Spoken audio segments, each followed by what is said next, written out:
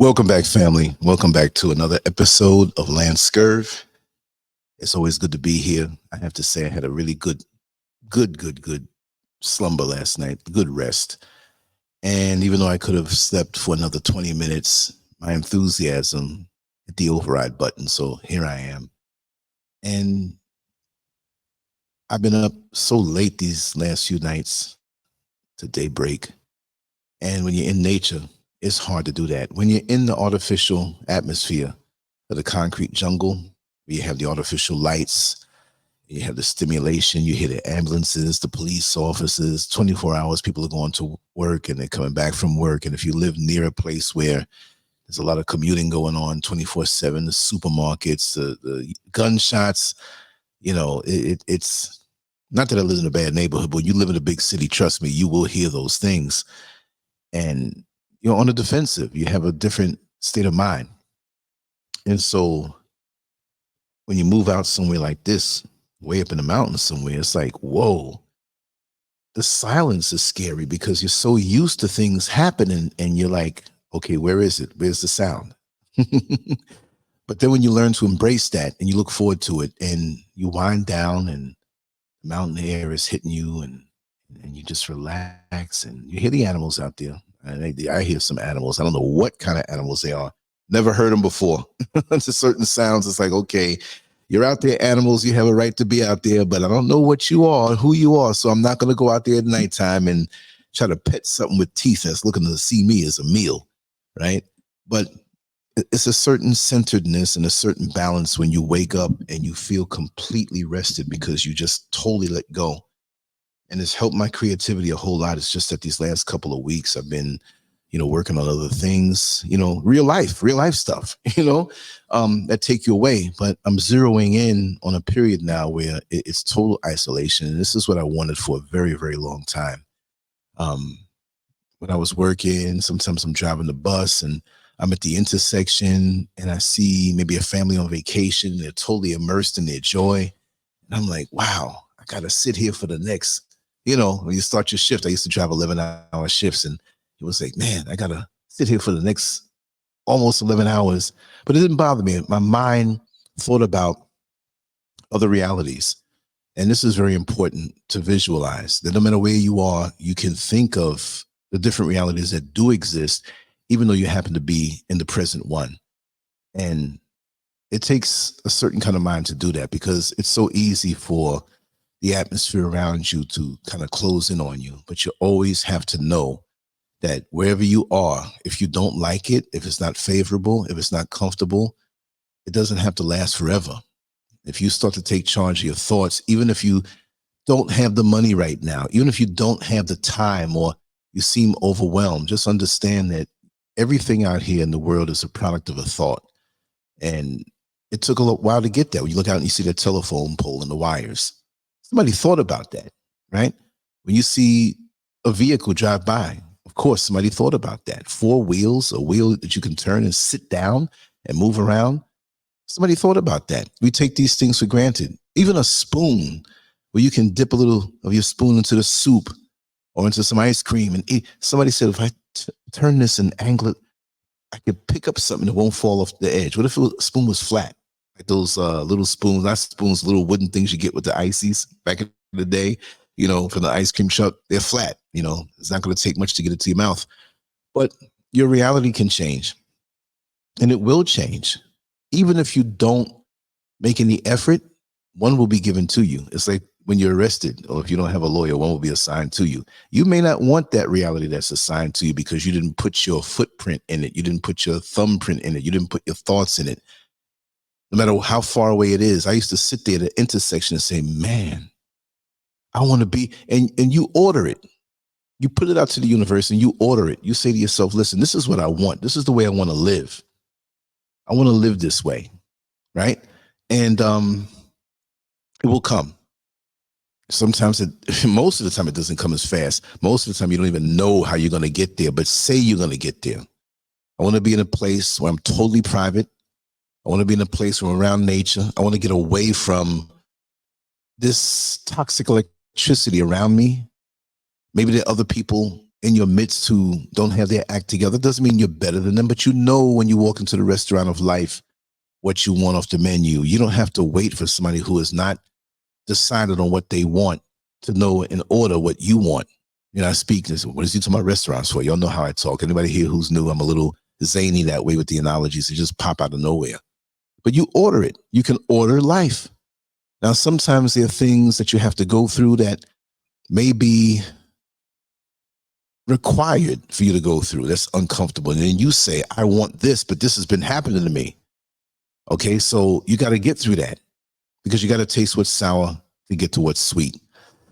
Yes, today's show, real men. This is what we need. And I was going to cover a different end of things, but I made this the title and I made this visual for a reason. There's a brother who I know. And before I get into all of that, let me just say, I see Landon Price came through a couple of hours ago when I first made this because I was going to do this last night. Okay, well, not last night because the East Coast is like 5 hours behind me. So whatever time that would be, you know, so right now for me, it's 10:07, but I know it's 5:07 for those on the East Coast. Not to shun those from the West Coast, but I use that as my reference point. So I can't go through every time zone of the whole planet, but, you know, we pretty much know the New York East Coast time, and we can count back from there to 3 hours to the West Coast. And we have Mixed Genre, Peaceful Pulley, Edifin Shaka, Rika Shai. Yes, Swin J. Now, how do I pronounce that, Swin J? And Coach Bettis, glad you all are here. Is there a silent letter in that, J? Kind of type it out so I don't jack it up. I know a lot of times I come out here and jack up names, you know. I don't want to be disrespectful. But yes, real men, this is what we need. You know, I'm going to read off some stuff, but I just want to say that a lot of us brothers out here, yes, I can say all men, but I have to address my brothers because I see that even more so. And by no means am I going to give an excuse to anybody who purposely does anything wrong. But if a person wants to heal after doing wrong or making a misjudgment, I'm there for them if they can have a little accountability. Not that I'm some guru, some judge, some all-seeing, all-knowing, perfect person who can give the advice. But as of recent, even more so, it seems like as soon as I turned 60, it was like, okay, you're that guy, Lance. But I've kind of always been that guy, even with my own frailties, even with my own struggles. You see, this is the thing. A lot of people get up here on social media and they present themselves as being so perfect. I am not perfect. I still have the tangled yarns, the things that I have to sort out, the things that I have to adjust in my perspectives. So it's not where I'm presenting myself that way. The reason why I can just come out here unscripted on the mic is because I'm gonna keep it real with you, right? I may not air out all my dirty laundry. I don't have much. I just have a few stains at this point. I'm much better than what I was 40 years ago when I was 20 years old. I didn't know as much. I knew a lot, but because of the packaging and at time, people didn't see that part of me. Now I'm a little older and it's like, okay, we'll take it better. But I've been thrust in a position, you know, just talking the way I do, where brothers and sisters gravitate toward me. Because a lot of times, and I have a lot of conversations while I'm doing laundry, when I'm washing dishes, when I'm doing this, when I'm doing that. And people call me and I respond. And the best way for me is like on WhatsApp, send me a voicemail, you know, and I answer it back as soon as I get it. And I've had like up to 15 conversations perpetually, like, because I can sit it down and do something as I'm doing something, so it doesn't throw me off like maybe a conversation. Well, I do have conversations when it gets to that point. But all I'm saying is that driving the bus, working in corrections, especially corrections, being there, seeing what many people don't see, right? Okay. Oh, okay. Thank you, Queen. I'm saying Swen. I'm like, I didn't catch it. It was Queen J. Right. Oh man, I want to go back on every other episode and erase me saying that and correct it. No, I ain't gonna do that. I'll just chalk it up for experience. I won't make the mistake again. I said, what's this joker saying, Swen? Right? But going back into the whole correction thing, and if I blank out for any reason, let me know if the sound blanks out, or if I fall off or any little power glitch, just bear with me. I'll be right back, either on the computer or I'll go on the phone, because the phone, it's a little different.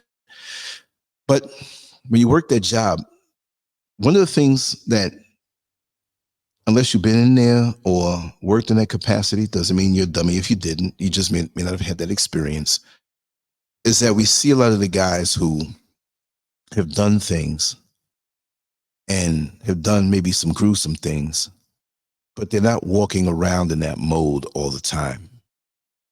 They're not walking around as this big, tough, fearsome guy who robbed the gas station at gunpoint, or that guy who, flipped out and shot up all of these people. You look at their charges and you see just a day room of many people. Might be 40, might be 20 or 25. Out in the yard, you see much more. And you just see them as human at first, but you're anticipating seeing their crime, right? But they're there, they're eating, maybe playing cards or laughing. But the biggest thing that hit me at night, because you're not going to get a good shift when you start working there. You have to work that night shift to see senior guys get to daytime if they want it. But you'll notice the amount of crying that's going on, whimpering, crying. Not all the time. Like when they're up, because folks stay up late, like the jail to prison runs a little different. The jail is up to a year confinement, because misdemeanors, you can only confine a person up to a year. Prisons are, a year over, felonies for the most part. But you can have a person who is dealing with a felony charge, and he could be in jail for 2 years. You're like, wait a second, didn't you just say up to a year? Well, the case might take that long. You see what I mean? And then he'll get time served for the time that he was incarcerated, and then take it away from the ultimate sentencing. But usually especially in a prison and the jail, but I would say both, at night when everybody goes to sleep, or whoever goes to sleep. In the jail, you have guys that stay up late, 2, 3, 4. You can't make them sleep. They'll be in there selling quiet, talking to the cellmate.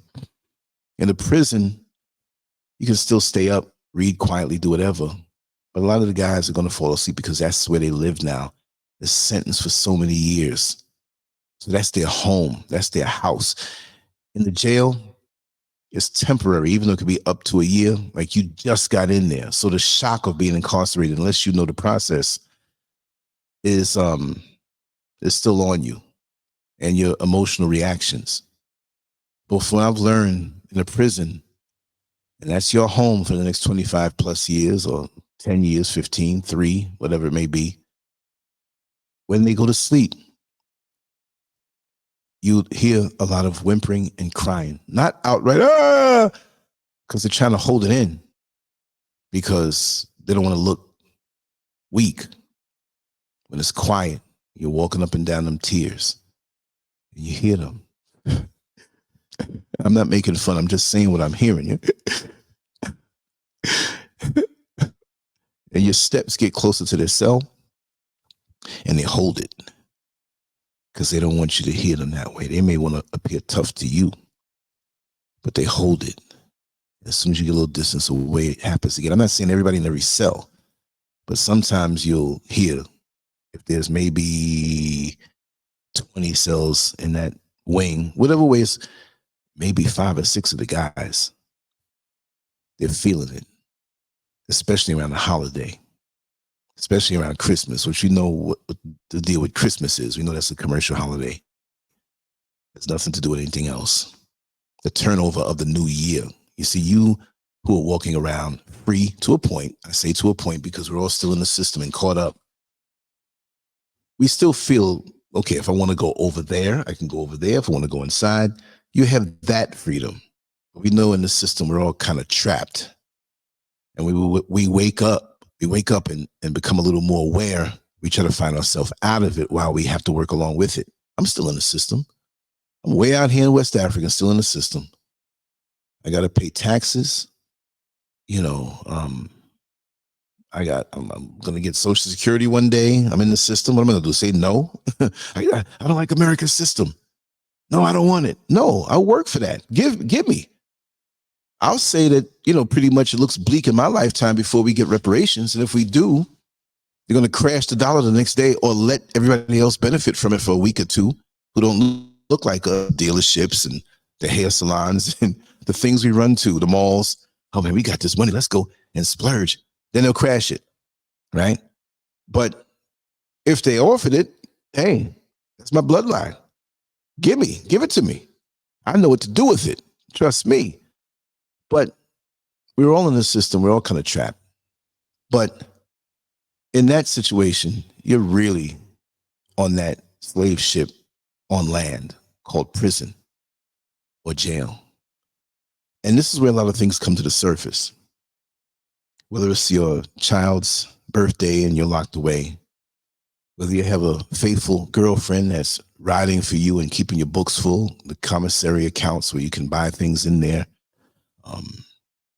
Like once a week, most of the time, you can have an account. If you have $50 on it, $150 on it, $2 on it, there's a list that's given out of what you can buy. Maybe tuna fish, not in the can, because the lid can be used to slice. Let me stand up over here. Oh, gotta stand up. But safe things. It might be some type of jelly. It might be Vaseline, Yeah, they love Vaseline in prison. Trust me. Let's not go there. But you have a connection to the outside world. Many guys don't. But when it comes to us, as melanated men, a lot of us are walking around where people will say, well, what's his problem? He's free. But in essence, many of us are not. There's expectations on us to do great. There's a lot of stereotyping on us where there's low expectations and all these different things. And we have feelings and we have emotions. But it's like almost the culture in Western culture. You're not supposed to show it. And I think about those guys who went through stuff like anybody else in the outside world, but they're crying now and they're locked down. They have to not depend on, but be told when you're going to get up, when you're going to go back in that cell, when you have time to go out on the yard. You might want to go out in the yard in the hour that you get. Now you have diarrhea. You don't want to go out there now, but you want it to go. You're waiting for a letter from somebody. It never comes. Some guys don't even have people to call that will accept a call or even a person to call. You see what I mean? And it's like that in the outside world. It's just more amplified in there because you depend on it more. We depend on the social interaction between the loved ones, even those who show us love that we don't know as much. See, you don't really realize how broke you are until you're so broke that you remember that 25 cents that you dropped between the cushions of the couch, or what's stuck in the ashtray in your car. And it's always with the ashtray in the car, and it's an older vehicle. It's sticky and gummy, and you don't want to touch it. But now you're so broke, you're pulling it out. You don't care if it's 5 cents. I'm getting this money that rolled under the bed. I'm getting that. You remember. And so you remember when you are locked down like that. But then again, like I said, in the outside world, many of us are still locked down in a prison of our own that nobody knows about. So the other night, before we did the show with Dr. Tracy, and I was so tired, I fell asleep last night. I fell asleep because the other show we did started at 2:30. I pushed it, and it's 2:30 a.m. for me. So I want to start having those shows, but pull it back a little bit because I'm 5 hours ahead of the East Coast. But before that show we did, about 45 minutes before, I got a phone call. And I know many people will call me, and I'm up. So it doesn't bother me if you call me in the middle of the night and make a mistake, because what am I doing? I'm just doing what I do. When I wake up, okay, I'll sleep a little extra. So I heard the voice, and I didn't have the number locked in the phone, but there's a brother that I know from jail. I knew him from about maybe, I think I met him in jail 2002. It started in 2001. But for some reason, it got very popular when I worked there because I'm a talker. A lot of the CEOs did not want to talk to these guys with their problems or shoot the crap with them. And it was the easiest job in the world for me because I can relate to, on a human level, not what they did to get in there, but you know, the whole psychological thing, the whole thing. And so I became a visit for a lot of these guys, that I'm just not some dusty, crusty old correctional officer. Okay, sit down. Okay, here's your food. The nurse is here. Get your medication. Your lawyer's here. Hey, get up. You got to be out of here. Your lawyer's waiting for you, man. You know, and sit down and read the paper, or they slip their cell phones in and they're looking at something on YouTube, which YouTube didn't exist then when I worked there, but just something online. But you become their visit and you get to see what they're really going through. So this gentleman, when we first met in 2002, he was a very aggressive guy. He still is, but he redirects a lot of his aggression to a different place. And this guy, when we first met, it wasn't nice. He threatened me that if I came into the cell to do my usual cell check. See, I was new, relatively. He didn't know me. I was already there for a year, but he didn't know me. But everybody else he knew, so he was cool with them. But that one there, that one from New York, yeah, I got something for you, man. And I'm a smart aleck. I'm like, well, I hope it's good. Is there something to eat? You know what I mean? You got something for me? You got some money for me? Right? It pissed him off even more. So I got in the cell, just like normal. I'm watching them, you know, a split second time, and you're close up on these guys. But you didn't do anything except really like stare at me and eyeballing me. And we're in a tight cell. So when I had to pass him by, he kind of leaned in my way. So it was like a boxing match at the beginning where you have to stare down. So my other buddies that work with me, they come on, SCURV, but this guy's blocking my way. So I'm looking at him and he's like, yeah, what? I said, yeah, what? Go ahead and make the first move. Now you're not supposed to provoke these guys. But when you're new to somebody or a certain unit, you ain't backing down because everybody else is taking notes. You see, even if they can see you and not see you, they hear you. So quiet now. Oh, it's about to go down. Let's see what this dude is made of, because we know homeboy here, he done smashed several steels in the face. So it's almost like they don't mind going to the hole because they're showing out for the other inmates. And again, I hate to use that word inmate, right? I'm just using it for clarity. So sometimes, a lot of times they don't want to go, but they want to get a reputation and they go and it happens again. And I'm not scared to go to the hole. That's solitary confinement, where you do not hear anything. When you're locked away in those cells, if you can call it that, there's a door from the hallway. And this is where I worked. Maybe it's different elsewhere, right? But behind that door, heavy steel door, it's a little vestibule. And a lot of the corrections officers, the little glass that's in the door is probably 1 foot by 1 foot. It's got the little wiring in there so you can't smash through it. They'll put something over it, black construction paper. Now that's just a vestibule. Now when you go into the other door, right, to go into a little cell, that cell is not something that has bars. It's another steel door, and it's double cinder block, double concrete. So you are not hearing anything. And we always have to, in training, go wherever the inmates are, have to be pepper sprayed. They always like to get pepper spray in your eye because you might pepper spray somebody and you get some in your eyes. And if you're not used to that, or you don't know what to expect, and they pepper spray you and make you fight the next guy, like when you're in the academy.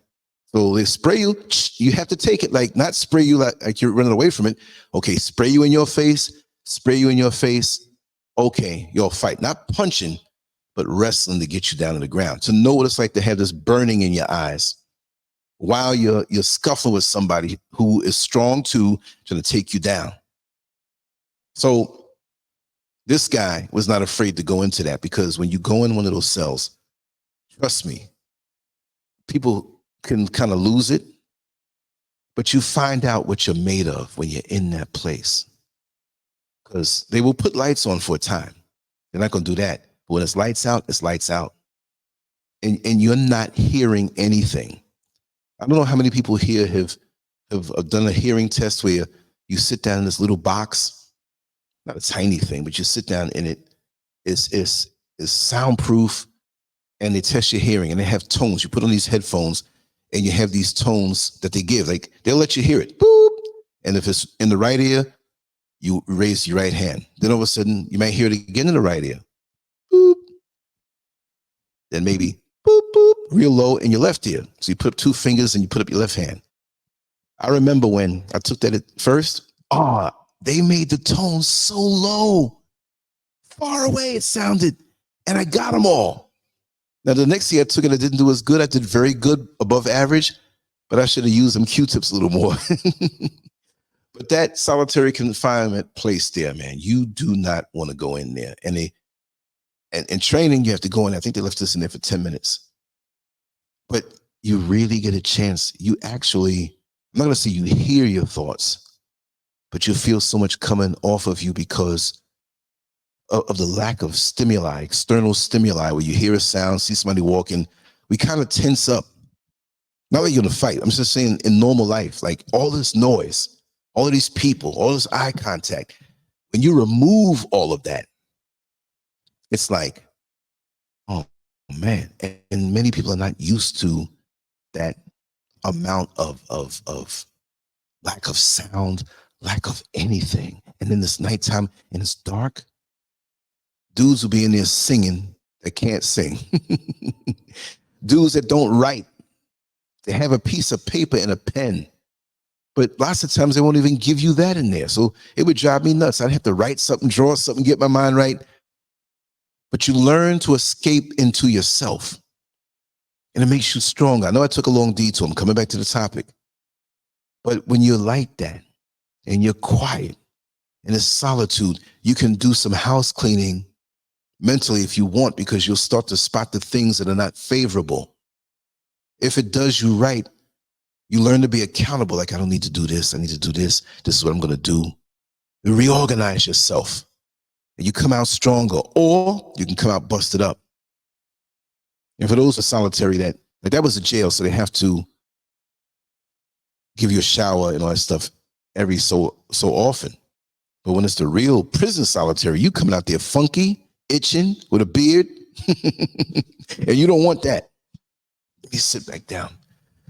So coming back to my brother who called me, a couple days later, he was in his cell.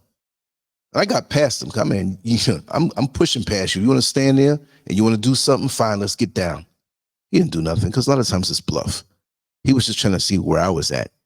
And so I got a little more extra respect as a new guy at that time when I started. But the next time, he found that his grandmother transitioned, and he was torn up.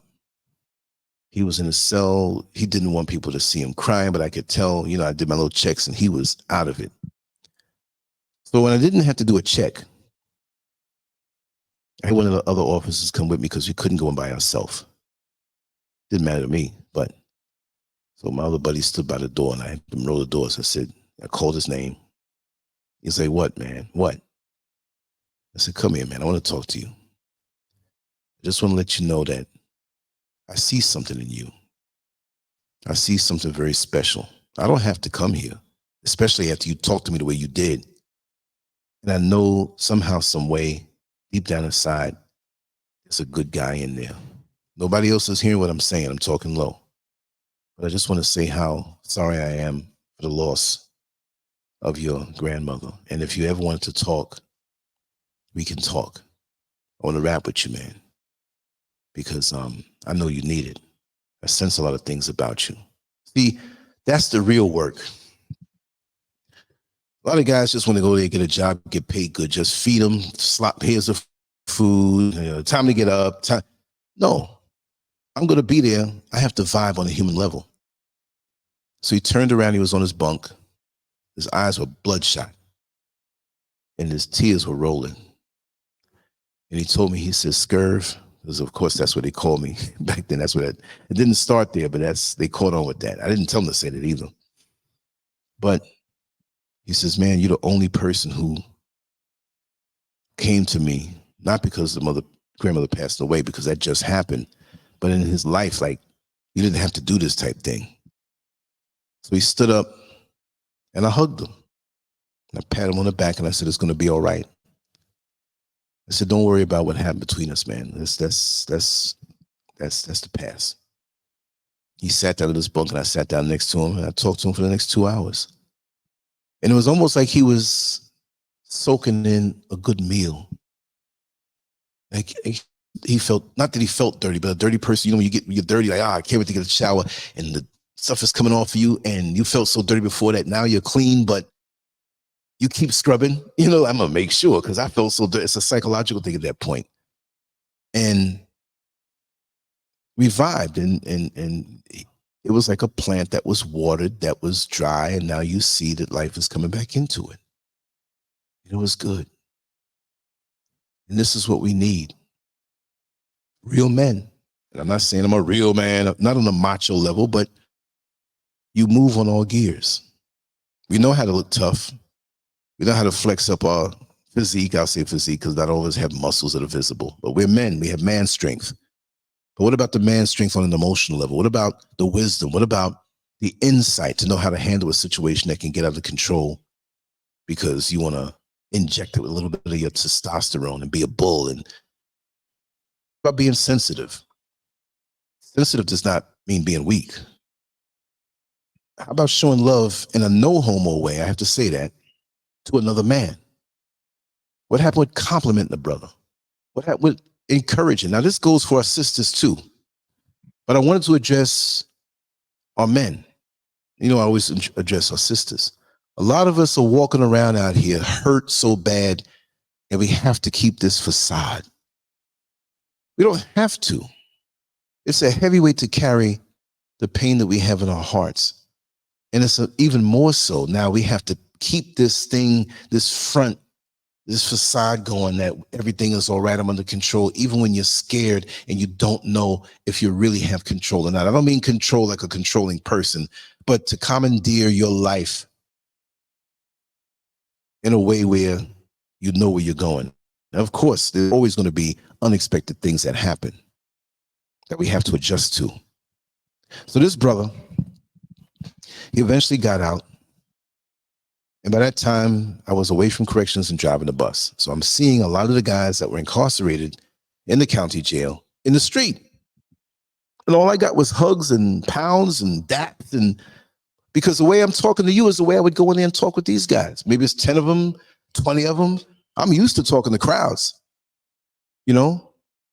And not because I'm saying, shut up, y'all, you have to listen to me. I might start off with one person we're talking. Oh, yo, SCURV is over there, man. Let's hear what he's saying. Then you get a crowd. But then the other guys are talking too. It's like, okay, let's have a group session. And they're asking questions. And we vibe. And you can see the weight coming off of them. We need to do that. Those of us who pretty much have our acts together, not to say that they don't, but they had a misjudgment and it ended up where they were in there and really touched them deep down. See, there's so many people who get up here on YouTube and social media and present themselves so perfect, and no, but in speaking with a lot of the brothers, you have to sometimes display and admit your frailties and your shortcomings. And they see you don't have this overwhelming ego that needs to be seen as a superhero, as a super alpha. To be honest, I'm not an alpha anyway. I'm a sigma. I don't mean a sorority. I mean, you have alpha, you have beta males, you have alpha males. If you don't know what a sigma is, look that up. I'm more toward that. I'm beyond the alpha. You know, I'm not I even take it as an insult. These are alpha male. I may do alpha male things that appear to be that way because you have to sometimes, but I'm a sigma male. That's a big difference. And alphas usually don't, you know, egotistical alphas don't dig me too tough. You could be alpha and cool and you're a man. That's cool. Nothing wrong with that. But I'm just a special brand of that, you know, but look it up, sigma male. I may do a show on that and just explain what that is. But anyway, when I saw my friend, I told him, I said, man, listen, after we talked, because he told me He says, man, I have abandonment issues. This is why to this day, my grandmother was the only one who showed me love and attention. My parents, they had their issues with substances and different things. And he walked around angry, but he was hurt. He was hurt and he felt abandoned. And anytime I took time with him to talk, it was like he didn't want to do anything else because I focused on him. Hey, brother, how you doing? Everything all right? Come on, man. I would meet him sometimes or see him just randomly. And he would see that whatever I was doing, not all the time, because I had to sometimes be doing so like, hey, I can't hang now, but I would make up my mind because I could have lied. I ran into him one time on Orange Blossom Trail in Orlando, Florida. And Orange Blossom Trail is an area known for druggy, crackhead prostitutes. Don't even wear shoes. They call them dirty foots out there. Now, I wasn't soliciting, but they also have lots of restaurants, and it's an industrial area in certain parts. There's this late night spot that I would go to after work, and wasn't on the strictest of diets then, but they would have these falafel sandwiches, little chicken in there, some of the sauce. Man, those things were tasting good. I'd get a big thing of juice, because you know when you go into these little spots, they sell a little bit of juices for a whole lot of money. I'm like, nah, I like to drink, not liquor. So I buy the big orange juice and go in there with it. Sir, do you want something to drink? No, I got my drink here. Marvin Banks, I'm sorry to hear that. Let me just say, everybody throw Brother Marvin Banks some positive energy. You didn't see him in the chat because he's on Facebook. So the Facebook folks, I'll always show their comments. And Marvin, come on in on YouTube, LANCESCURV if you can. You need to talk, you know, we can talk or vibe whichever way, voicemail, phone call. That's what we have to do for each other. Because at the end of the day, when you think back on your life and your pot has not been watered for a long time, it hurts. And when you see somebody who's genuinely interested in speaking with you and seeing how you are and cares, it makes a big difference. Now, we have people who go around and posture. It's almost like a photo op. They come around and they want to hear themselves talk. They're not even vibing with you. It's a one-way conversation where you have to sit down and listen to what they have to say. And it's not even about you. It's about them making themselves feel good. I went to the homeless shelter and I talked and yeah, okay, that's what it is. And we can paint the illusion of what we want people to see us to be. That's not right. Invest in somebody. It doesn't have to be where there's a connection that is logical, but your spirit leads you to invest in time. And this is why fathers are very important in our lives. For the young ladies, of course, and a lot of what I'm saying pertains to them, but I'm speaking about our brothers, and not just fathers, because maybe you had a father that was deceased and you transitioned before you came to adulthood. I understand that, but that male righteous energy, I have dozens of conversations a lot. I'm hearing something buzzing around here. It does not sound like a fly. Hopefully it's not one of those big bees. Maybe I left the screen cracked or something. Oh, that's the worst. I got something for them. I got a method of getting those.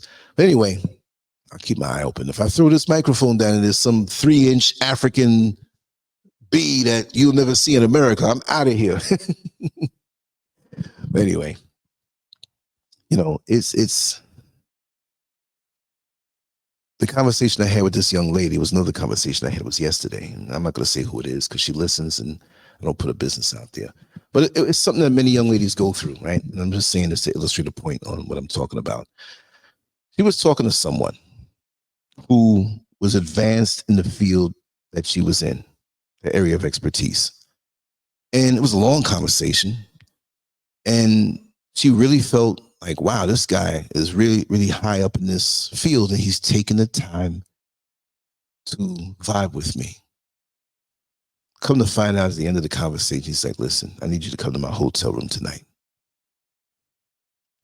And of course she declined, but she realized that all this time he was talking, this was the punchline. He wasn't giving me this information sincerely. He wasn't offering to help me sincerely. He had something else on his mind after all. And a lot of us feel we have a connection to somebody. We get let down when we realize it was nothing but a paper thin facade. And a lot of us males, we need men to guide us, to show us, even when we become adults. It doesn't end when you turn 18. It doesn't end when you turn 21. It doesn't end when you may make a child, but you're not ready for it. Oh, I got a child, so I'm a man. Doesn't mean you're a man because you released a little sperm that hit an ovary. No more than it means that you're a professional baseball player when you knock a ball out the park. We all need to be prepared for the next phase. When you become a father, a real father, you're still going to need guidance from the guys who have been there longer than you. You understand? It's never over. It's never where you can be 99 or 98 or 95% there as a man, but there's always that little trick. And I don't mean trick, but that little way of looking at things, that way of handling situations. And that's why we need to go to each other. But see, the system is wicked. It's a controlled demolition. By removing the father, and we understand that there are fathers who have removed themselves because they're immature, irresponsible. They were just looking for a little pleasure, and they bounce. We understand that. I'm talking about the ones who really need us. And it makes a difference when we invest the time. So I may not have been his father, because I think maybe I had about 15 years on this brother. And I could still physically be his father, 15 years old. I know what I was doing when the lights went out. But he too now, after knowing me so many years, he'll call me, hey, I got an issue, SCURV, I want to talk about it. And he trusts me. He trusts me. So I would never violate him. I care for him. I love him in a proper way. And we got to show love, because many times, especially as melanated brothers, we don't get love from other brothers. We get into battle modes. We start squaring off. We start mean mugging. Because a lot of us are hurt. And a lot of us think we're going to get hurt again. It's almost like way back in the day, I love boxing, followed Mike Tyson from before people knew who Mike Tyson was. Like, there are boxers now that you all are going to know as household names, but I know them already because I followed them from their amateur careers before they turned pro. It's just what I do, bodybuilding the same way. But I understood Mike Tyson. I understood Mike Tyson when he was coming up. I understood him because we have a lot of parallels. I understood him, except that I didn't have the childhood that he had, but I understood him because I know people like him. When he started to get in trouble and get into the drugs, and people didn't know he was in the drugs, but I know people that know him and know the inner circles. I was like, wow, how does this guy perform like this? And he's doing these drugs like this, and the women, and the spending the money, crashing the cars, robbing Gibbons, on prison. And he did not rape that girl. I'll say that as much. But for a time, the whole world thought he was a monster. He had misjudgments. He was so young to have so much money and fame thrust on him, when just a couple years earlier, he was in the streets of Brooklyn doing his thing. So they romanticize the relationship between him and Customato, the white man who took him in and trained him. But Customato wanted to have a champion before he died because he was blackballed by the boxing industry. And it was his way of getting back. A lot of people don't know that. They romanticize it. And Mike Tyson feels close to him, yes. But there's another factor in that most people don't know. So when he bit Evander Holyfield's ear in that fight, and the whole world, that was the worst. I mean, I was driving a black Lincoln Town Car for a limousine company that time. We had to be all dressed up in the car to be clean and, all that stuff, high class, whatever. There was a white woman who got in the car. And it was right after this happened. And so when you're driving Miss Daisy, let's just say it that way. Let me just read Queen J. See, I got it right now. I'll flash it across, because when I see the bigger comments, you put, It's not just, hi, how you doing? One of the reasons I enjoy listening to you is my father was in the home physically. He was very emotionally unavailable, and doesn't like to talk about his past childhood and other in-depth topics.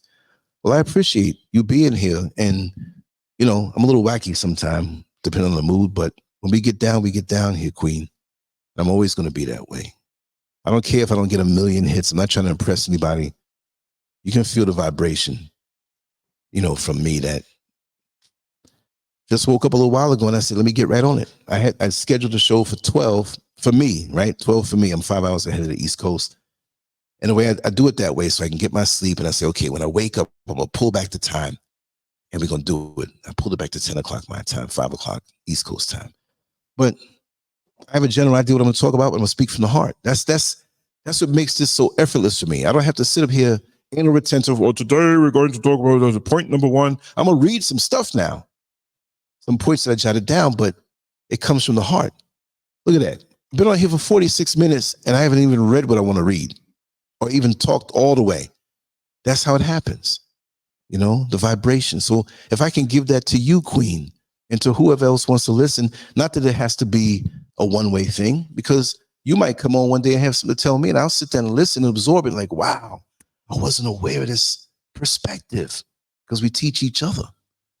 But after he bit the ear and I was in the car with Miss Daisy, just joking, I was never no coon.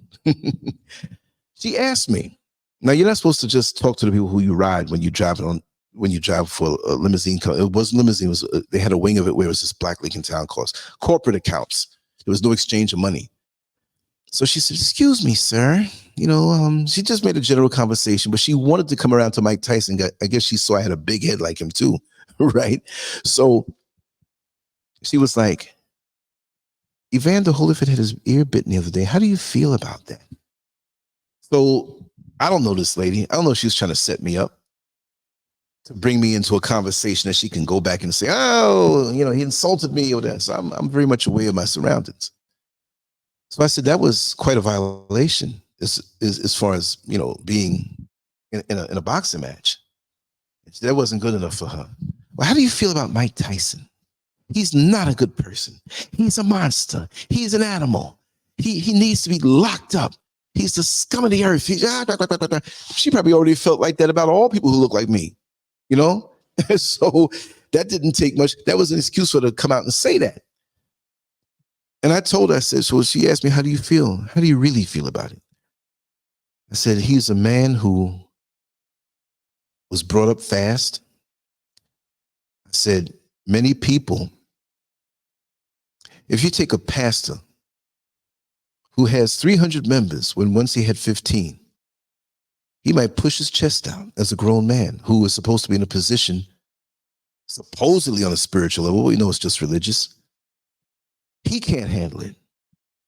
We have people who buy a new car and they wash the car for hours on end, primping for the next door neighbors to feel superior. You see what I mean? It's all a matter of perspective. So here you have a young man who came out of the ghetto, the hood, had nothing, his mother was prostituting, his father wasn't around. He's a little boy and cars are pulling up and making him give these men oral sex. See, many people don't know these things. In a sense of hopelessness. See? And when that man took one of his pigeons and ripped the head off, threw it down, and the other guy said, you need to fight him. It's the first time he fought. He came from a hole so deep that you would never understand. I said, I understand him at this point. And this is before the time now where he's the guru and the man giving advice and the philosopher. I saw all of that in him back then. I didn't say what he did was right or anything he did to anybody, but I understood Mike Tyson way back then. And I hope that at that time that nothing happened before the real him came out. I saw what you see today buried in him. But he was conflicted. And I brought him up because a lot of our black men are conflicted. There's good inside of them, but the world comes at them and knocks most off before you see the beauty of what's inside of them. the fact that they could be great fathers, the fact that they can be great husbands, the fact that they could be great providers and those who accrue wisdom to share. And Queen J, I'm sad that your father was emotionally unavailable. But deep down, somewhere, somehow, something happened. Because I'm quite sure he wasn't born that way. But something happened in his life that either wore him down or he just, and you might never know. And there are different reasons for that. Everything has a reason. Did it mean that he didn't love you? It doesn't mean he didn't love you. So even in our meditations, we have family members, spouses, or whatever, even children who are emotionally unavailable. And we're like, wait a second. I brought you in this world. I loved you, but now you're cut off from me. You know, they do that sometimes in adolescence. They want to do their own thing. We'll never know, but let's know that there is a reason and it's not your fault. You didn't do anything. You know, I know a lot of people I've talked to who may have had emotionally unavailable parents, a parent, one of them or both of them. And there's a deep down feeling that they had something to do with that. And that's not the case. You know, that's not the case. In your meditations, I just hope that the answer comes, or if you find out things, whatever, but you have nothing to do with that.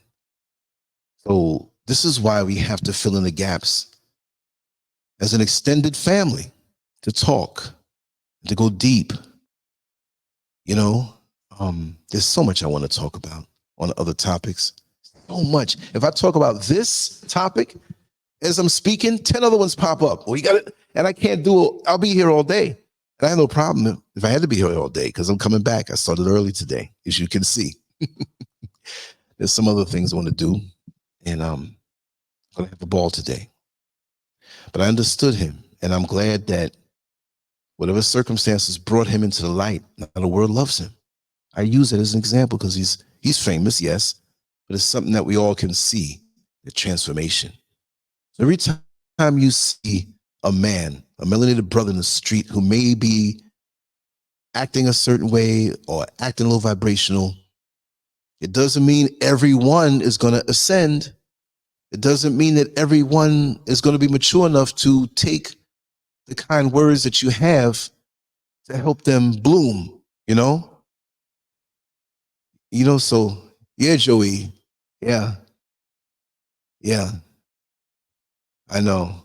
No, I started a boxing channel on WhatsApp. I'm gonna start going there and talking about different things. And I do have a channel on WhatsApp. It's something new. What do you mean channel, right? No, it's not a community group, whatever. If you go to where the channels are, like in your phone, how do you get there? I forgot. Even I'm like trying to look for it. I was like, I set it up. All it is where you can catch the shows and highlights and stuff. I think it's, let me see. Okay, it's in the updates. You go to WhatsApp, look on the bottom and hit updates. You'll see channels. All you do is search for LANCESCURV. All I do is put the banner and the link to the show that is going to be on my site. And I would love it if you all go to the website and make comments and stuff there, because YouTube removes stuff. And over on my site, they ain't removing nothing. And sometimes you'll put up a comment that may have a word in it that I may have banned. You don't see it. Just hold tight. I always check it and I release it. I may have the N word, maybe some white man coming, oh, you niggers. I'm blocking that word. I can deal with it, but you ain't gonna have the satisfaction of crapping all over my site. And if you do say something and you happen to use that word and you're saying something, you might be a brother who uses that word, but you say something really philosophical or good, I'm gonna let it come through, right? So I just have to monitor that. But yeah, she did not understand, that white woman, Miss Daisy, did not understand how I could say what I said. But you asked me, so you can't be mad. I just don't see it. How you can condone that behavior? I said, listen, I didn't condone the behavior. I just understand why he did what he did and the frustration, knowing boxing. There's more to it. We'll be here. I could do a whole 3-hour show on that one fight. You know what I mean? Psychological factors and things that I see. And before I move on, I just want to say, when I watch a boxing match, the best part of the fight for me is not the fight. It's the ring walk. When you're looking in their faces, I can tell you who's going to win. Maybe they don't win, but I can tell you who has the fire. When Buster Douglas was doing the ring walk, when he fought Mike Tyson, I said to everybody in the room, I said, he's going to beat Mike Tyson tonight. Not just from his look, but his mama died. The mother of his child died. The woman he was seeing was diagnosed with cancer. And there was another thing too. His father gave up on him as far as boxing is concerned, because Buster Douglas didn't have the drive. He had the talent, but he was more of an athlete. His father was a hardcore boxer, middleweight. You know, he didn't get the championship, but he was well respected. And he was like, oh God, you know, and that's the time, those conditions, what was going on in his life. You know, when you stir up lemonade, you put sugar and you have the lemon in there and the sugar hits the bottom, you stir it up and the sugar comes up, you're stirring it up. A lot of us need to be stirred up. And that spoon of circumstance is what pulls up the great things out of us sometime. And you saw the performance that he did, and he didn't do much after that. He got beat by Holyfield, and that was it. He got his $23 million, and that was it. But anyway, we need each other. We need our fathers. We need our male energy. And why do I say that? Well, some women will say, well, he needs a female energy too. Of course we do. Equally. Interlocking. But there's a focus on the men, I feel more so, to remove us. And I said, it's a controlled demolition. It's a controlled demolition to remove us, and the whole house, the whole Black family will collapse as we see it, you know. And so kudos to the sisters who are holding it together. Because when you remove one leg off the four-legged table, those three legs have more weight on it depending on what's on the table. So they have more on you. So I'm not dismissing you. I'm just saying that the way it was meant to be was with a real man, not just a male with a penis who's acting like a man but can't perform. That male can perform in the bedroom. Sometimes better than the real man who can perform across the board in your life.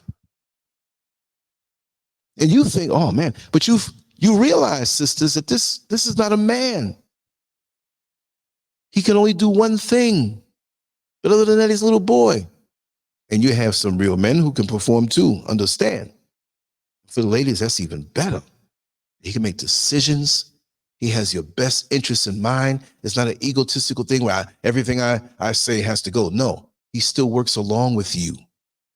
You both sit down and make the decisions.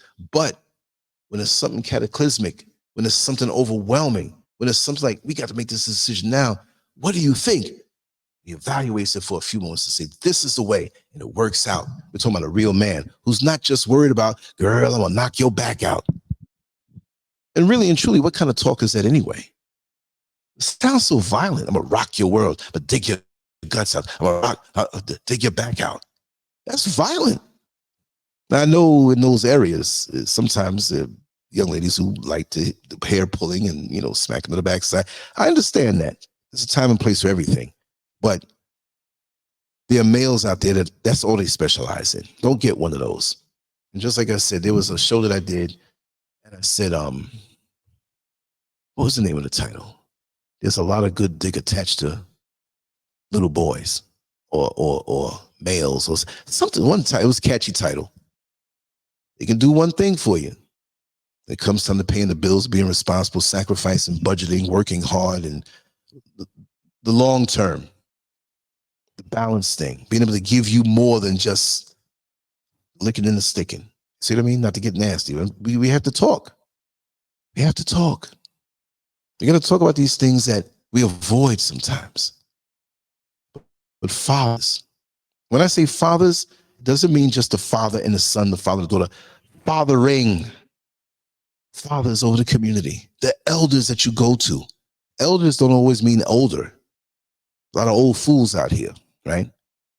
But those elders, those are the ones that you want to be able to deal with and get your wisdom from. But again, in the Western world, we throw our elders away who have so much wisdom, who have gone through things that we have yet to deal with. And they have free information. And they want to be asked the questions. You keep them alive longer when they know they're needed. They may not be as strong as they were when they were younger, right? But that's part of the process. Maybe if they were, they would still be up and around doing different things, but now they're a little more fragile, a little older. Talk to them. Talk to them. You'll be surprised. Remember, these people live long lives. Still, you have some people who are older who open their mouths up and you realize you're talking to a fool.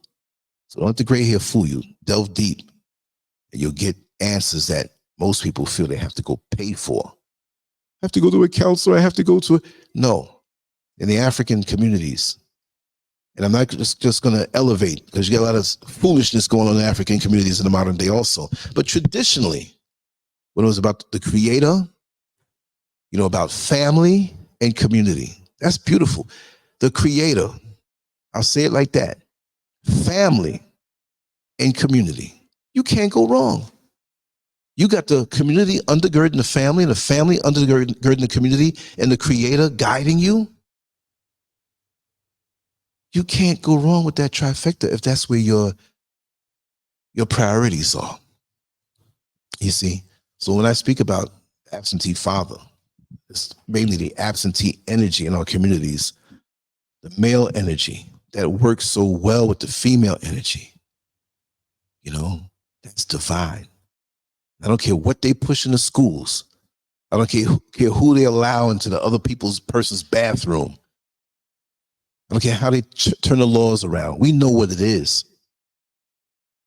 That's diametrically opposed to us. Nuclear family. The man and the woman. The only two who can produce children. And you school them and you guide them before they get into the outside world with these twisted philosophies. But brothers need brothers. And we've been turned against each other to look like we're enemies.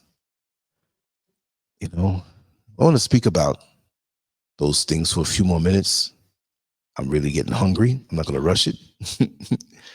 But addressing the issue of absentee fathers in any community, especially the Black community, requires a multifaceted approach that considers social, economic, and systemic factors. It's important to recognize that issues such as poverty, systemic racism, lack of educational and economic opportunities, and the criminal justice system can contribute to family instability, of course. Here's some of the considerations for addressing this complex challenge and highlighting the benefits of involving Black fatherhood. Strategies to address absentee fatherhood. Economic opportunities. Create and support initiatives that provide economic opportunities for Black individuals, including job training programs, mentorship, and entrepreneurship support. Economic stability can positively impact family structures. So if a man's not working or earning, I prefer to earn.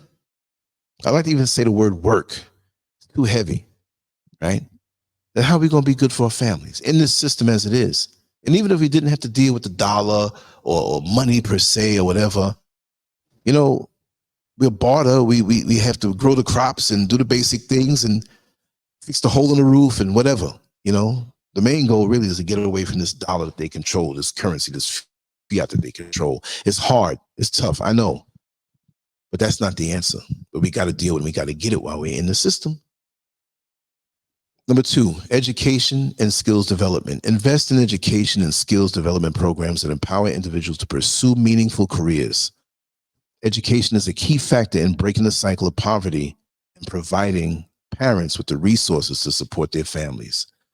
Most definitely. If you don't know anything, it doesn't mean it's the agenda in these European schools that teach us stuff that's irrelevant. It's criminal. What they taught us was history. All them years in school, in elementary school, and they're teaching us their perspective on history. They're not teaching us who we are and what we need to do to ascend in a system that they created.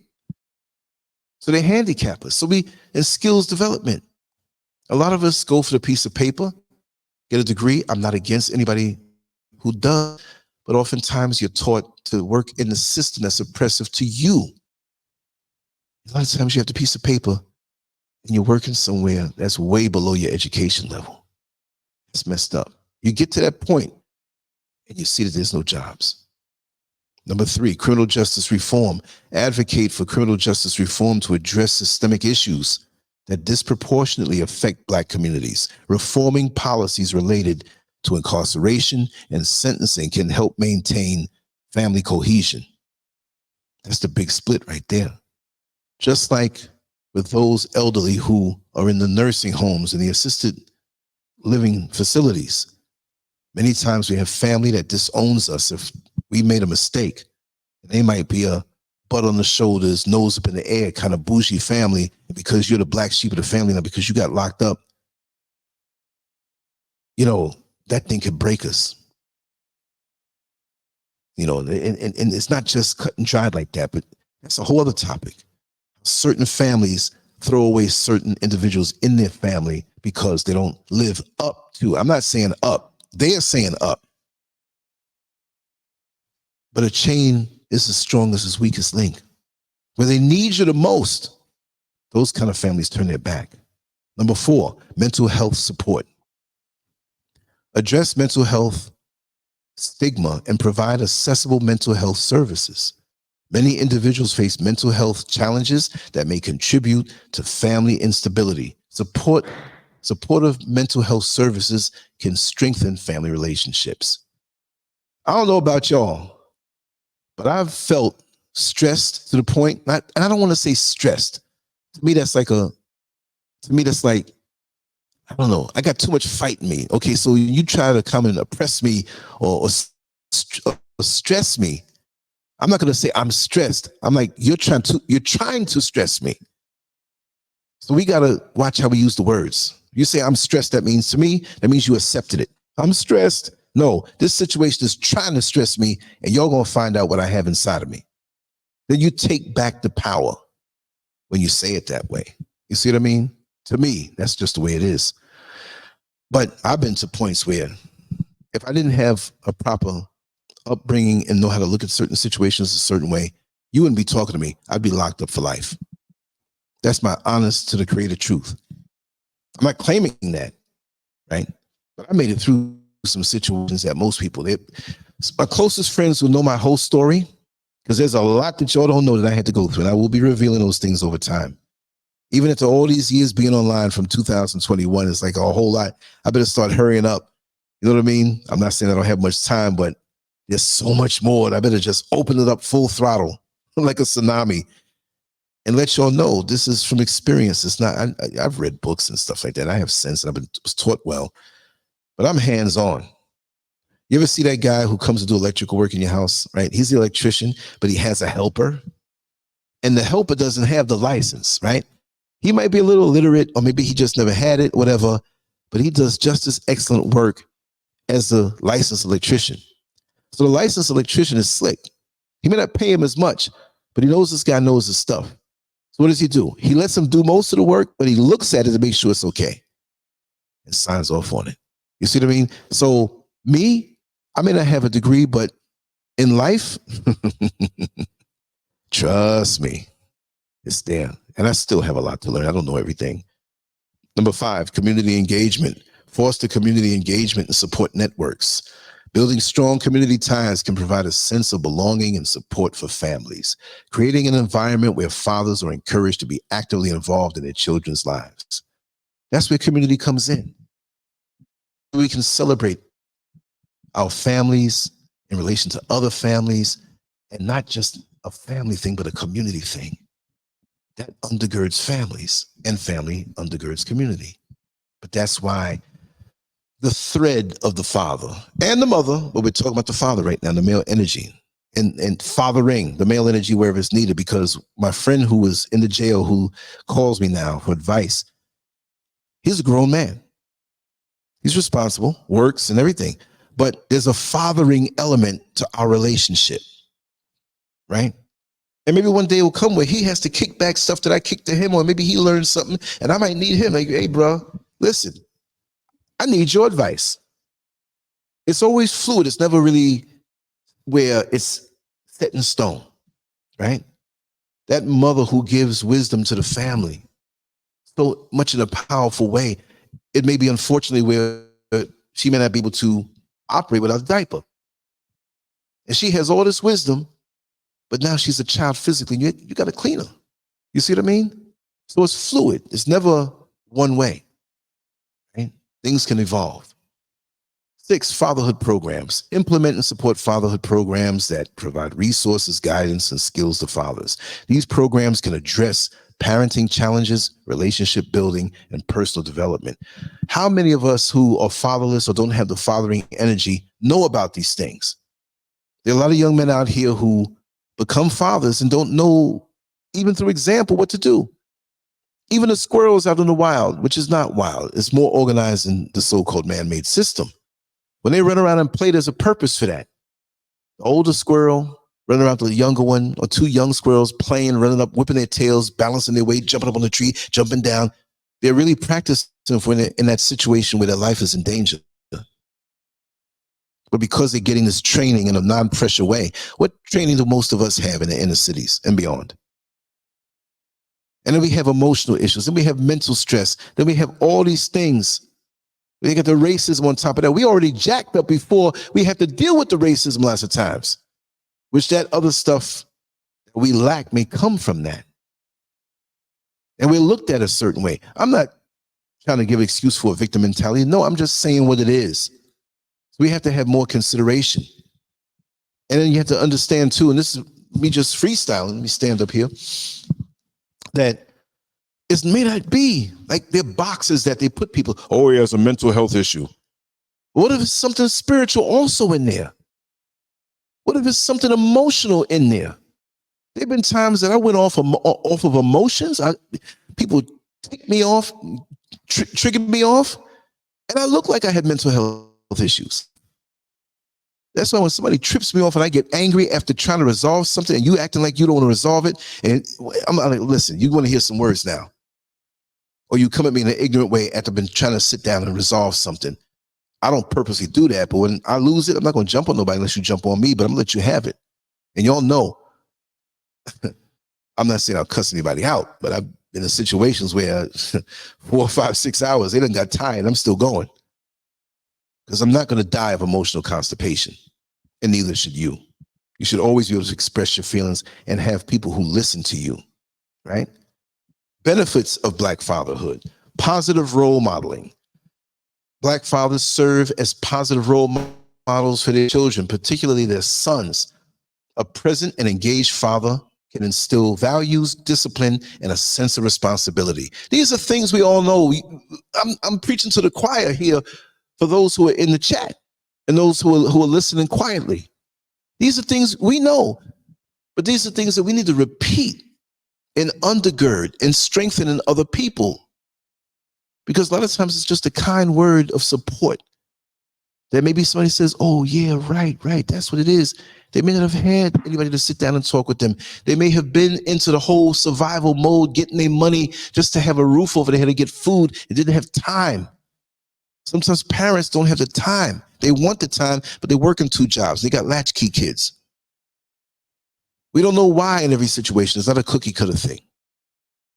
Number 2, emotional support. Involved fathers provide emotional support and stability for their children. Emotional being is crucial for healthy child development. Yes, it is. Growing up, I had a healthy glow and ache. Not an ache of pain, but a joyous ache. I would just be sitting in my house and know, in my home, wasn't a mansion, wasn't tiny either, but when I went back to visit, I'm like, man, that house is small. When I was growing up, it was big. And again, I let you all know, the only thorn in my side is my brother, who was always addicted to drugs. I wanted a relationship with him and had it sporadically, but that hurt me. Other than that, it was a joyous childhood. And that's why it's my responsibility to share that kind of joy with those who may not have had it, like my friend who called me, and be that to him where he didn't have it. That's your responsibility. Whatever you have in abundance, share it. It's not going to hurt you. You don't want it sitting up inside you getting stale. You know what I mean? That's how we have to do each other, 3, educational achievement. Research suggests that children with involved fathers are more likely to perform well in school. The presence of a father can positively influence a child's attitude toward education and future success. To me, my father was Superman. He's about 5'6", 5'6.5" short, 200-something pounds. Knew martial arts, did boxing when he was younger, did bodybuilding, powerlifting, did all of those things. So even though he's a shorter guy, trust me, he was very intimidating if he wanted to be, but never to me or never to anybody. He had a kind, loving heart, but I've seen him do some things. Why I say he was Superman. He went into a supply store and we parked the van outside and I was sitting in the passenger seat. I remember it was on Amsterdam Avenue and it had to be on 143rd, right below 145th, because 145th Street in Manhattan is a major street. And some guys came in to rob the place, and one guy had a gun. I saw my father punch this guy and knock him out cold. I saw this with my eyes. You couldn't tell me he was a Superman. Mommy, Daddy knocked this man out. The gun rolled across the floor. My father got something in his hand and picked it up, and they waited for the police. The other guy ran. It's not just that type of stuff, but I've seen that type of stuff. But he's always fair, always loving, always supportive. You know what I mean? Strong as heck, built like a Tyson. You know what I mean? He had the tattoos, and it was from the military. He was in the British Navy at one point. He was from Jamaica, so it was British Navy, you know? But yeah, it makes a difference. You're proud, you're strong. He had muscles. I walked like I had muscles when I was 5, 6 years old. Didn't have a lick of a muscle, but that was my role. That was what was normal for me. A strong man, a just man, went out and worked hard. No matter what it took, he took care of his family. That's in my DNA. So when I had my own issues in my first marriage, the rebellious mate who didn't want you to be who you are, even though she had problems, I won't say too much, I still got kids out there, you know, they listen. It hurt me because I wanted to be, you know? And so we really have to always keep ourselves in a state of meditation to learn ourselves. We'll learn ourselves as time goes on. There's things that you have questions for in your life right now that you're not going to get the answer right now. No matter how hard you try, flow with it. There have been times I'm driving and I'm at the red light. It's supposed to turn yellow and listen to a song. Turns green, get to the next red light. I'm sitting in a long light. I'm like, aha. This is 2006. And now, I'm not saying it's 2006 now. This is when I had my aha moment. And the answer to the question I had about what happened in that relationship in 1993, it all makes sense now.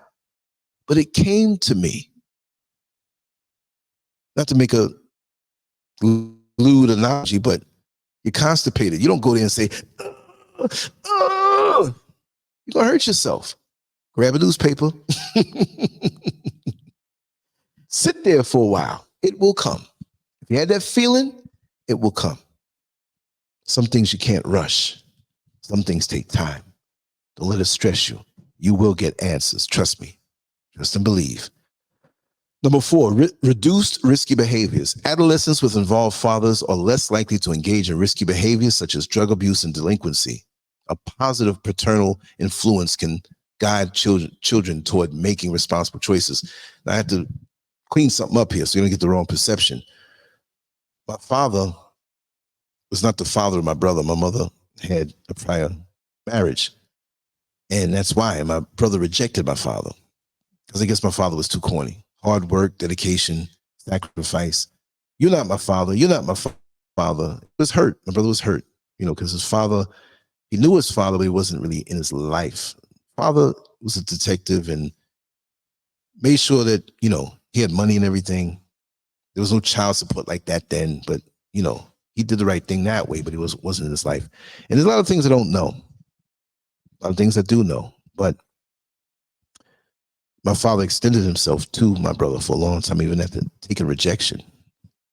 And after a while, when he was on his own, he just went and did what he wanted to do.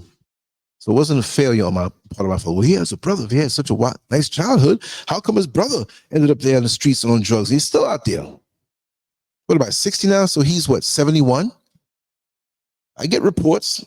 I got eyes and ears on the ground in New York City. Hey, man, I saw your brother. He ain't looking too good, because he always keeps himself looking good. But what am I going to get the call one day, the inevitable? I'm going to cry. It's going to hurt me. I love him. I love my brother. He did wrong, but I love him. I love to talk to him. So if you ever hear this, brother, I ain't going to call your name. I made a mistake. I did it one time, but my number's below. Just call me. It would heal up a lot of things, you know, between the both of us. And that's that fathering energy, even though we're brothers. That male, masculine, man energy that is healing in any situation. When you remove the protection of a father away from a home, from a child, you're open to so many things. Consequences of absentee fatherhood. Economic challenges. Number one, single parent households, particularly those headed by mothers, often face greater economic challenges. The absence of a father can contribute to financial instability. There are going to be women who hear this and get mad. It's true. You can do it on your own, but it's easier. But you're going to face greater economic challenges. If you had even just the extra income coming in, it would change things. And that's just on a money level. What about just the father being there? Number two, higher risk of behavioral issues. Children in homes without involved fathers may be at a higher risk of behavioral issues, including aggression and conduct problems. It's true. A loving father is the most beautiful thing, but he's also the pre-police. You know what I mean? He's the pre-police. He's the police before the police. He's the police before the police. So if he's doing his policing job right, not just police, right? But you won't have no problems with the police later on. But those who don't have the father, you know, it's going to be something, right? Lower educational attainment. Research suggests a correlation between absentee fathers and lower educational attainment in children. The absence of paternal involvement may impact a child's motivation and commitment to education. Let me tell you something. And I'm not dissing the mothers right now. We're focusing. I like to go in with surgical precision, because all of these things, the mother in the house has an impact on too, in an overlapping way with the father and in its own unique way. So don't think, if you're new to this platform, that I'm just, the mothers ain't nothing. It's just about the father. No, I'm not. I don't do that. You know. But when you know you have to have accountability when you're trying to achieve, and you have a mark, you have a mark to aim for. You want your father proud. Daddy, I did this today. I used to love coming home with those hundreds on my test. You know what I mean? Raising my hand for every question. It used to be when the teacher said, Lance, okay, we're going to focus on over here. We know you know the answer. And there was others like me. But I said, ooh, what's the answer? You know, you love learning so much, and you want to show that you know this. And I would read that chapter I had to read, but I would read the next chapter to know what was coming next. The work ethic. And you want to hear the teacher say, even though we know in the schools they taught us things the way they wanted to teach us from their perspective, I understand that. Still, before you're aware of all of that, it was nice to hear the teacher say, you know, listen, Lance, he's over and above. This is going to be a short visit because, you know, there's nothing to say. I love that. That made them proud. That fed them back. What they put into me for some other teacher to come and say, behavioral and all that stuff, the education and stuff. I got in the fights in school. I had to defend myself. And in me defending myself, sometimes I never got in trouble in school, but it was like, you kind of went overboard, man. Why you wait till the bell to ring and everybody leave the class? And you know, you had those closets, those wooden closets in like these elementary schools where you had to go into the closet, had sliding doors, and you get your coat and you leave. There's one guy who was messing with me for the longest time. He spit in my food at lunch, and I ate some of it, didn't know, and everybody's laughing. I said, I'm going to get this guy. When the bell rang, I act like my papers were in a state of disarray. Even the teacher left, and this one guy went to get his coat, and she left. She should have stayed, because you don't leave two students in the classroom unattended. I went in the classroom. He was coming out of the closet. I met him with a punch. Ba-doom! I didn't knock him out, but he was there holding his mouth and his nose. And I closed those wooden doors. And the next class was soon to come in. And he didn't come out until the class started. He opened up the thing, and nobody had put any coat in there or whatever. And I did get called the next day, you know. Anyway, you know, we all go over the double yellow line sometimes. As a matter of fact, you know, my father, Lance, you know, you can't do that, man. But I understand. He was laughing too.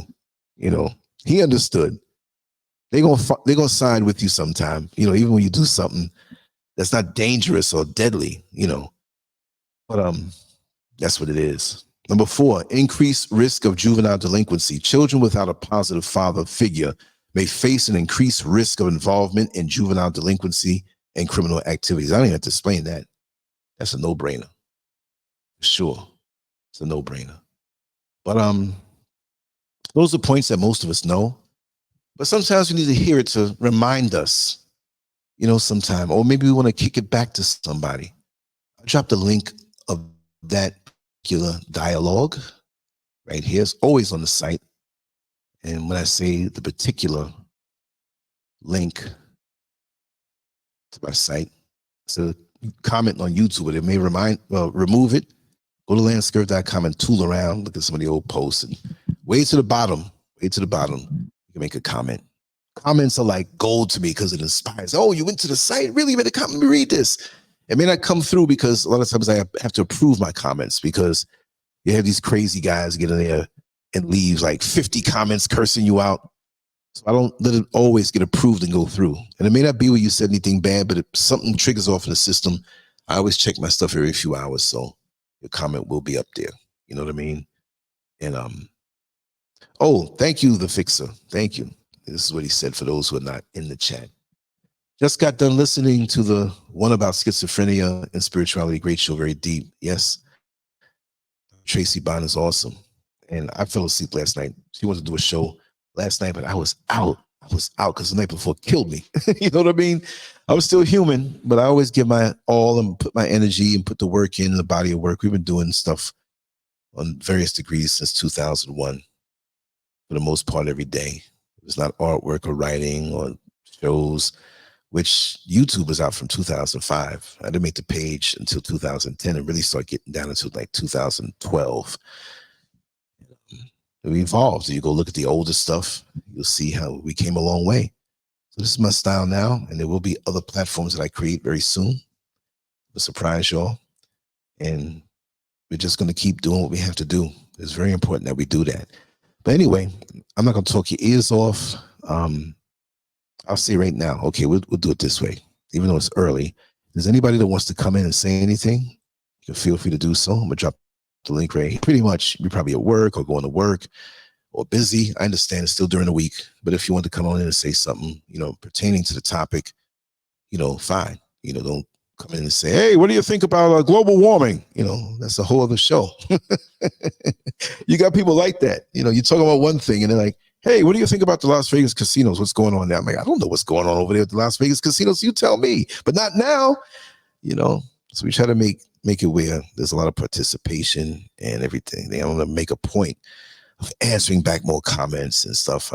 I'm going to tighten up this year for me is to go higher. And as you can see, I'm making the effort. And if there's a day I don't do anything, trust me, you'll see it eventually. You know, it's like filling up that well full of pennies. Drop the pennies, drop the pennies, drop the pennies. You don't see nothing until you see it glisten. It starts to fill up, you know. So sometimes I'm working on things that you won't see, but pretty much I'm always coming on here every day with something. And today it's going to be more than one thing. This is just a warm up. I'm going to freshen up, get some more fruit, do something, take care of some business, make a phone call. And we're going to come back because there's something I want to talk about on a shorter level. It may not be an hour. Might be shorter, but I'm going to come back with something later on about an hour. But there's a couple of points that I want to make, and I might just even record it. But I love the participation. Anyway, I think I'm going to wrap it down right now. And it's been good. I will be back. It's never where I'm not going to come back until the creator calls me back. I think I left enough work over the years that, trust me, it'll be enough to chew on, you know. Anyway, much love to you all. Take care. LANCESCURV out. Hello, this is Martha. Actually, today I got to meet my friend Lance. Yes, I got to meet my friend Lance. This is my first time meeting him in person, and he's a very kind man, seriously. I do talk with him on phone, on WhatsApp, but I've never got to meet him. But today, he's just extraordinary. He's very, anything you want to know about life, anything you want to know about just human, anything you want to know about life, please. YouTube, Telegram, Instagram, Twitter, all the social media channels, you got to find him there. He's very inspiring. He's very positive. If you want anything positive about life, please subscribe to LANCESCURV. And then every day you got to see different videos, different talks, different topics about life. See you.